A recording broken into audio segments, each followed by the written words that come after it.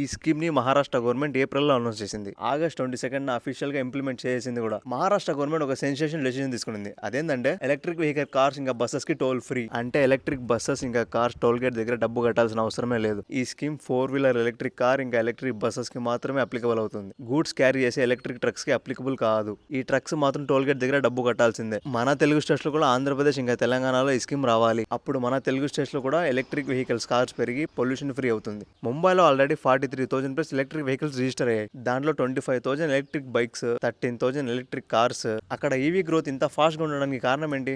వాళ్ళ గవర్నమెంటే కదా. వాళ్ళు ఇలాంటి ఫ్రీ స్కీమ్స్ పెట్టడం వల్లే కదా అక్కడ ఉన్న స్టేట్స్ లో ఈవీ గ్రోత్ చాలా ఫాస్ట్ గా ఉంది. మన తెలుగు స్టేట్స్ లో కూడా ఆంధ్రప్రదేశ్ ఇంకా తెలంగాణలో ఈ స్కీమ్ రావాలి. మన తెలుగు స్టేట్స్ లో ఈవీ గ్రోత్ చాలా స్లోగా నడుస్తుంది. సో ఇలాంటి పాలసీస్ మన తెలుగు స్టేట్ లో కూడా తీసుకుని వస్తే ఎలక్ట్రిక్ వెహికల్ గ్రోత్ ఇంకా స్పీడ్ గా జరుగుతుంది. మన తెలుగు స్టేట్ డెవలప్ అవుతాయి. ఈవీ కార్స్ కి టోల్ గేట్ ఫ్రీ కాబట్టి కామన్ మ్యాన్ కి ఒక చిన్న బెనిఫిట్ అవుతుంది.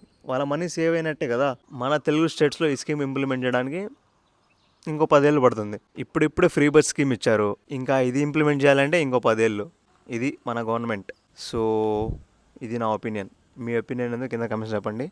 కమెంట్స్లో చెప్పకపోయినా కమెంట్ చేసి వాళ్ళకి కమెంట్స్ చదవండి, వాళ్ళ ఒపీనియన్ తెలుసుకోండి. So thanks for watching. Keep loving.